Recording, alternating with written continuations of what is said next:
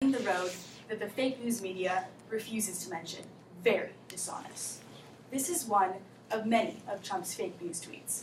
As many of you know, Trump believes the media is full of fake news. And to an extent, I agree with him. What is fake news? Some of you might be wondering. Well, the actual definition is false stories that appear to be news spread on the internet.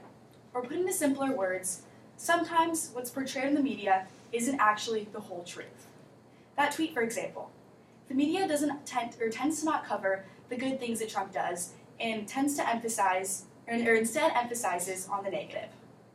Okay, so raise your hand if you've read the book, The 1984. Well, as many of you know, in this book, the world they live in controls your knowledge of the truth, which in fact is similar to the world we live in today in the biased news platforms. I'm going to be reading an excerpt from the 1984 that talks about how knowledge is being twisted in their world. The party said that Oceania had never been in alliance with Eurasia, but he, Winston Smith, knew that Oceania had been in alliance with Eurasia as short of a time as 4 years ago. But where did that knowledge exist? Only in his own consciousness, which in any case must be soon annihilated.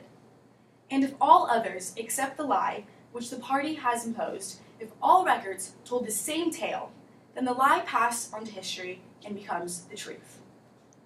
Who controls the past? Ran the slogan. Controls the future? Who controls the present? Controls the past. And yet the past, though of its nature alterable, had never been altered.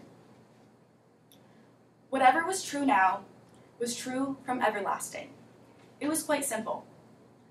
All that was needed was an ending series of victories over your own memory. Reality control, they called it.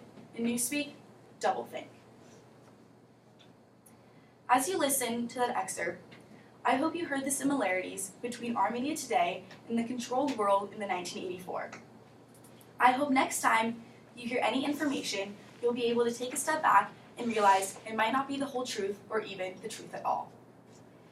I think as kids from our generation, we need to learn not to believe everything we read, and we especially need to do our own research and make sure what we're reading is accurate.